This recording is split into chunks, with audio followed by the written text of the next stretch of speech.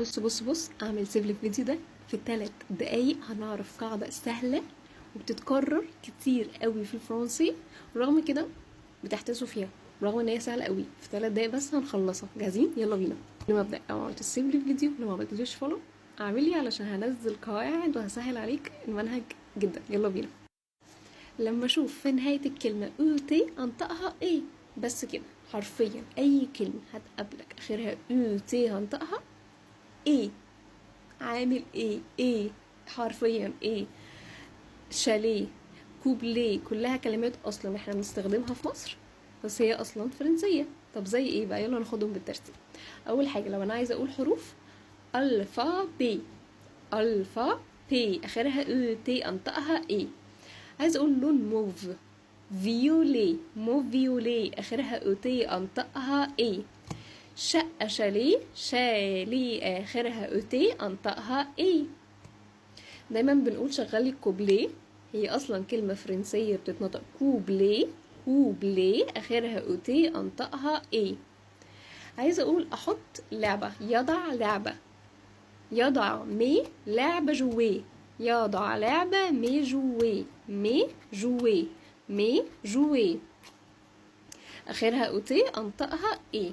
هقول لك سر، اقول شكري. شكري اخرها اوتي انطقها ايه. طيب عندي نوعين من التذاكر. تذاكر الاتوبيس مثلا او اي مشوار قريب كده سريع بقول بييه.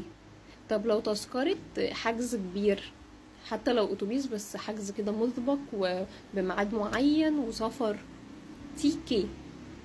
ممكن اي تذكرة قيمتها كبيرة استخداماتها بتبقى حجز مسبق، مش يلا دلوقتي، يعني اللي هو مش زي استخدام فوري، لا استخدام مسبق كده. تيكي، بيي، تيكي.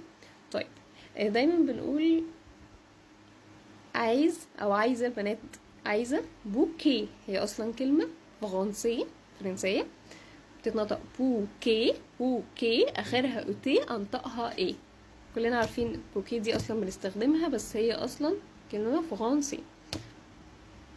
الجواكت الكات بتاعت البدل، او مش شرط بدله، حتى الجاكيت اللي هو اللي بيبقى محشي ده كده بس يكون قط، اسمه جيلي. جيلي. جيلي اخرها اوتي انطقها ايه. اخر كلمه دي استخداماتها كتير قوي في الدروس، لما نقول فرخه بولي. فرخه بولي.